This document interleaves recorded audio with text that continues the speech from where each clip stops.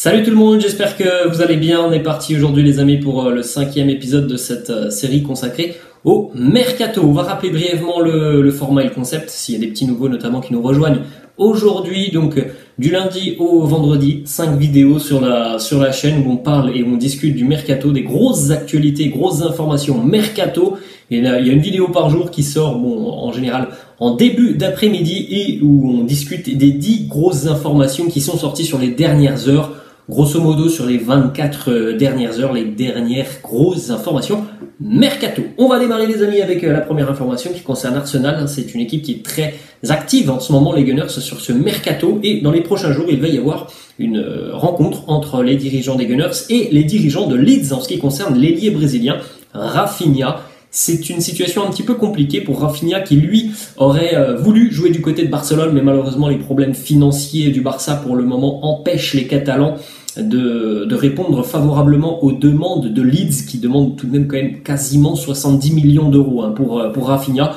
Alors c'est un petit peu cher aussi pour les Gunners, c'est pour ça qu'il va y avoir une réunion prévue cette semaine. Alors la petite information tout de même, c'est que voilà, Thierry Henry par exemple, c'est l'une des idoles aussi de Raphinha. Donc même si le joueur, lui, son choix c'était le Barça, s'il y a une possibilité de quitter Leeds, ça devrait être pour Arsenal. Donc des discussions vont avoir lieu cette semaine. Tottenham et Chelsea sont intéressés, mais à moindre mesure, notamment pour les Spurs de Tottenham. On regardera une autre piste dans quelques instants. Ensuite, on va aller à Chelsea, justement, qui va formuler une nouvelle offre à Manchester City pour Raheem Sterling. Thomas Tuchel apprécie énormément le profil de l'ailier anglais. Le club est déjà d'accord, donc c'est-à-dire que Chelsea est déjà d'accord avec Raheem Sterling en ce qui concerne les contours de son contrat avec les Blues de Chelsea. Maintenant, reste à convaincre Manchester City qui, là aussi, demande tout de même beaucoup d'argent pour un joueur qui est en fin de contrat.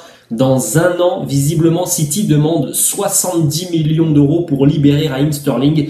Ça devrait se finaliser pour moins que ça. Ça devrait être autour des 50 millions d'euros. C'est vrai que c'est un joueur qui est encore très jeune, Raheem Sterling, mais en général, quand tu es à un an de la fin de ton contrat, tout de même, ça dévalorise un petit peu ta cote. Et c'est vrai que 70 millions d'euros, ça paraît tout de même un petit peu beaucoup. Je pense qu'on sera plus proche des 50 millions d'euros.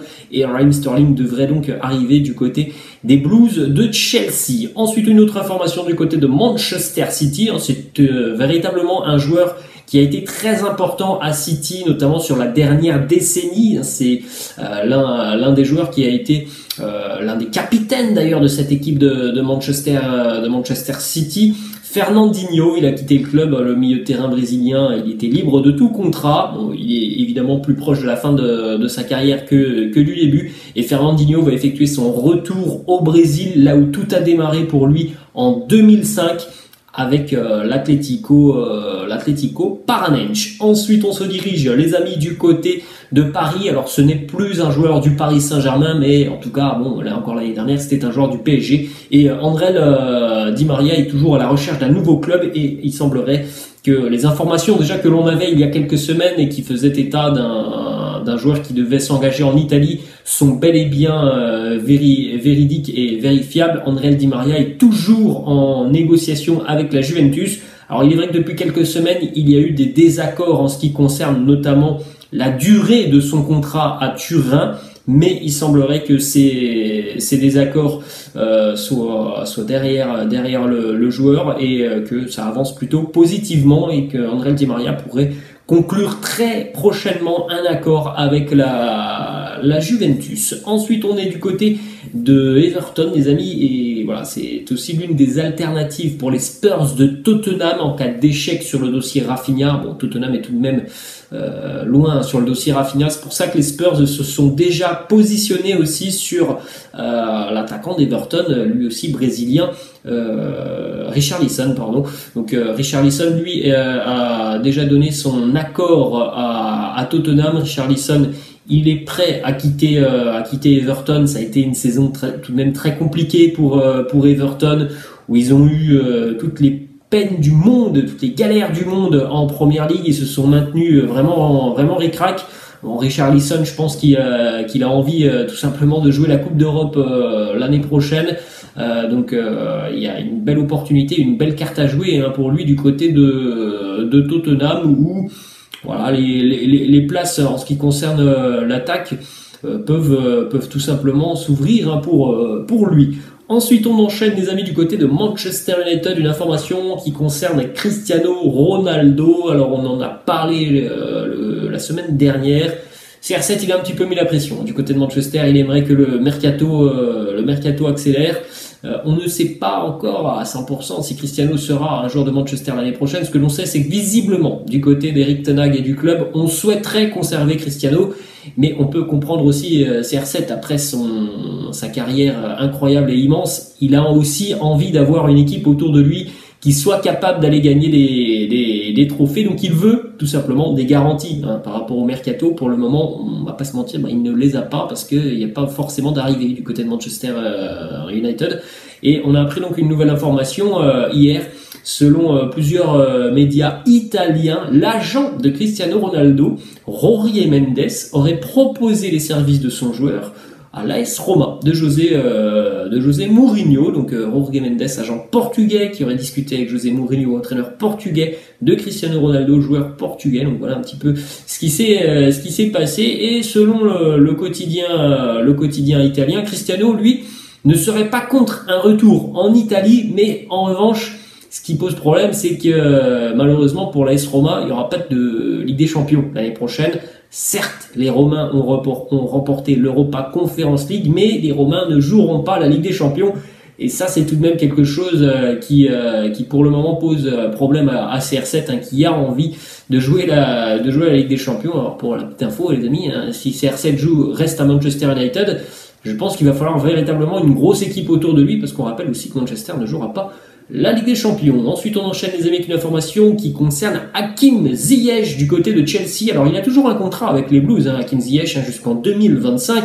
Mais le problème pour Hakim Ziyech, c'est que malheureusement, il n'a jamais trop pu s'installer durablement du côté des Blues. Il a manqué de régularité, de stabilité.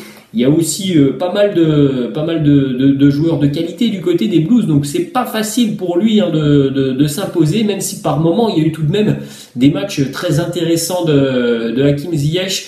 Il a manqué tout de même de régularité et c'est pour ça que l'on apprend que voilà, il pourrait y avoir un départ de Ziyech cet été. Et l'AC Milan est très intéressé par Hakim Ziyech. D'ailleurs, d'après Fabrizio Romano, Chelsea ne devrait pas compliquer les négociations en ce qui concerne Ziyech, donc c'est tout de même une bonne nouvelle pour le joueur hein, s'il veut véritablement quitter Chelsea.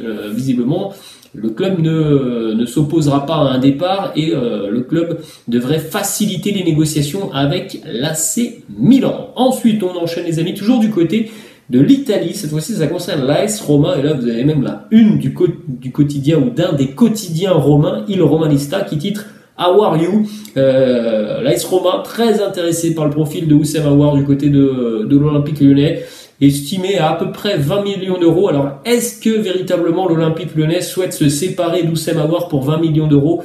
C'est ça la question que l'on doit se poser. Est-ce que le projet de l'AS Roma peut intéresser Houssem Aouar? On sait, les amis, tout de même qu'il y a quelques années, peut-être 2 ans encore, Houssem Aouar, il avait les portes de Manchester City qui étaient grandes ouvertes pour lui. Bon, visiblement, là, c'est plus d'actualité Manchester City. C'est plutôt, par exemple, ce genre de club comme la Roma qui, galère un petit peu tout de même depuis quelques années. Hein, les Romains, ils sont plus, on va dire, dans le deuxième tableau de la Serie A, mais ils sont plus vraiment dans la course pour la Ligue des Champions. Donc, est-ce que c'est quelque chose qui peut intéresser Houssem Aouar? Eh bien, pour le moment, on n'a pas la réponse. Ensuite, on continue avec une officialisation. C'est tombé ce week-end. Gareth Bale a signé dans son nouveau club après avoir quitté le Real Madrid libre de tout contrat. Gareth Bale qui a un grand objectif sur la fin de saison, c'est le mondial avec sa sélection galloise. Il veut se préparer donc au mieux. Ça sera peut-être d'ailleurs la dernière année de Gareth Bale, la dernière saison de sa carrière, parce qu'on avait bien compris que déjà si le Pays de Galles ne se qualifiait pas au mondial, il allait peut-être tout simplement arrêter sa carrière. Donc il y a eu qualification. Il a un nouveau challenge pour un an, Gareth Bale. Ça sera aux États-Unis du côté de Los Angeles. Il s'est engagé avec le Los Angeles FC. Et on va terminer les amis qu'une dernière information mercato qui concerne El Pistolero, Luis Suarez. Alors on en avait parlé la semaine dernière, le Barça qui avait tenté voilà le coup Luis Suarez. Ça semble compliqué hein, pour les Catalans pour diverses raisons. On en a parlé un petit peu la semaine dernière. Et on avait dit aussi hein, qu'il y avait un club en Argentine qui était très intéressé par Luis Suarez. C'était l'immense club qui est River Plate. Et visiblement, selon plusieurs sources en Argentine, Luis Suarez va devenir dans les tout prochains jours un joueur de River Plate. Il va donc voilà avoir l'opportunité de jouer au Monumental, de jouer avec aussi sous les ordres de Marcelo Gallardo. C'est quand même quelque chose d'incroyable. Hein. River Plate sur le continent américain, c'est un club mythique, immense. Donc franchement, ce serait quelque chose d'assez incroyable hein, pour Luis Suarez de rejoindre l'Argentine. Voilà les amis, la fin de cette vidéo, j'espère que ça vous a plu. N'hésitez pas, comme d'habitude, à lâcher un petit pouce bleu. N'hésitez pas non plus à vous abonner à la chaîne. Je vous laisse et je vous dis à demain. Ciao.